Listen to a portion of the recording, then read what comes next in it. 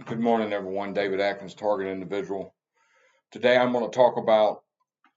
Well, first, let me say I'm feeling a little better. Yesterday, I had no energy at all. Was zapped. I mean, my whole body was sweating. I felt just very, very bad. Vibrating shocks, you name it. V2K was all in my ear. Uh, Constipation, not to be nasty or nothing like that, but constipation with blood. Um, Very, very sick yesterday. Very, very sick. And those who asked, I do drink liquid IVs a lot, and keep electrolytes in me. But they were very, very. I mean, they were hitting me so hard. I was nauseated. My brain was foggy, and that's even with the mushroom stuff and all that. So I appreciate everybody who checked in with me. I'm doing a little better today. I'm vibrating right now, getting shocked in the back of the head right now. But I'm going to continue to spread some spread some truth. But yeah, I'm going to do some more interviews this week, but I wanted to stop and this is a very important video on organized stalking and why they do it, in the street theater and why they do it. Very important video. But first, I'm going to start out with a Bible verse from James 1, 2 through 4. My brethren, count it all joy when you fall into trials and tribulations, knowing this, that the trying of your faith worketh patience. But let patience have her perfect work, that you may be perfect and entire, wanting nothing. Yes, we have to be faithful. Okay, see, and all right, so here we go. Organized stalking, street theater, and cyber theater, and gaslighting is based on Occam razor principles and non-cooperative gaming theorem, hypergame theory. Organized stalking and gaslighting tactics are how government contractors constantly discredit and set up and entrap their victims to neutralize activists, dissidents, whistleblowers, or anyone they consider a threat while simultaneously provoking their victims into emotional responses, which can be remotely measured and integrated back into remote data mind control.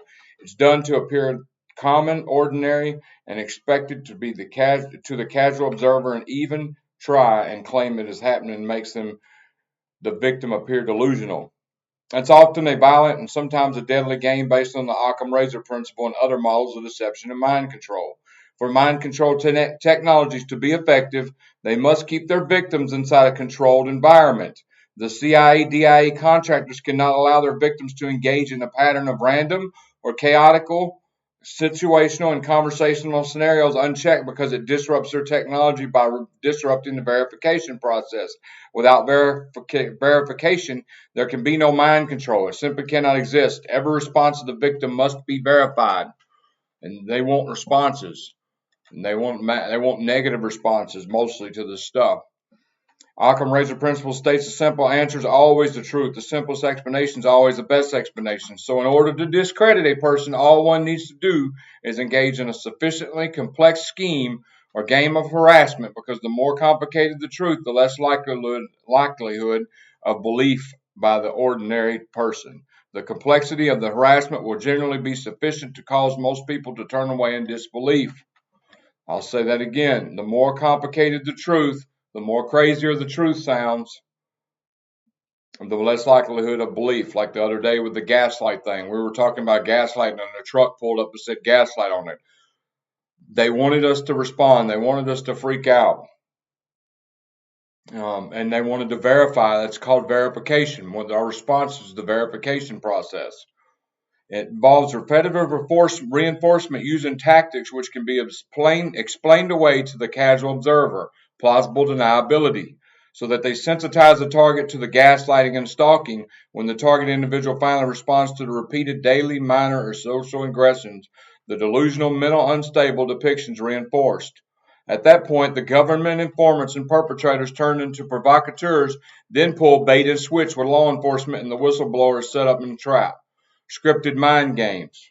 Hypergame theory is basically a mathematical model and basically a means game theory applied to decision tree modeling, mathematically proving that by constantly and perpetually altering any value in the model, one can constantly and perpetually alter that model's expected outcome.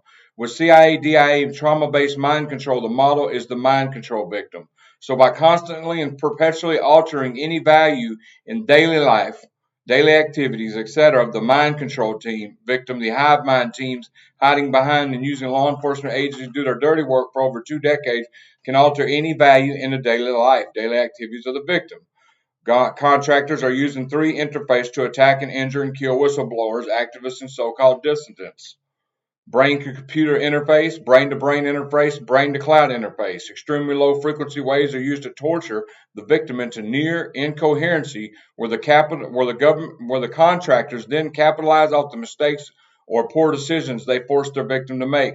The more trivial, paltry, and fanciful and fantastic the tactics used against mind control victims, then by default, the more trivial, paltry, and fantastic the complaints of the victim that these trivial, fantastic tactics are happening. So the victim is discredited while simultaneously trauma based mind control contractors achieve their goal of constantly provoking the victim into repeated emotion responses patterns and trying to function and survive, which can be remotely measured and integrated back into remote neural monitor data. And I'm going to repeat that again because I was stuttering. The more, and this says trivial paltry, the more crazy or the more weird, crazy, or outlandish the tactics used against the mind control victims, then by default, the more crazy, outlandish the complaints of the victim that these outlandish tactics are happening. So the victim's discredited while simultaneously the trauma based mind control contractors achieve their goal of constantly provoking the victim into repeated emotional response patterns trying to function and survive, which can be remotely measured and integrated back into remote neuromonitor data. Hypergame theory is achieved by perpetually basing one's next move off the opponent's last move, meaning the game never ends because there's always a higher optimum to choose from, always the next move to be made.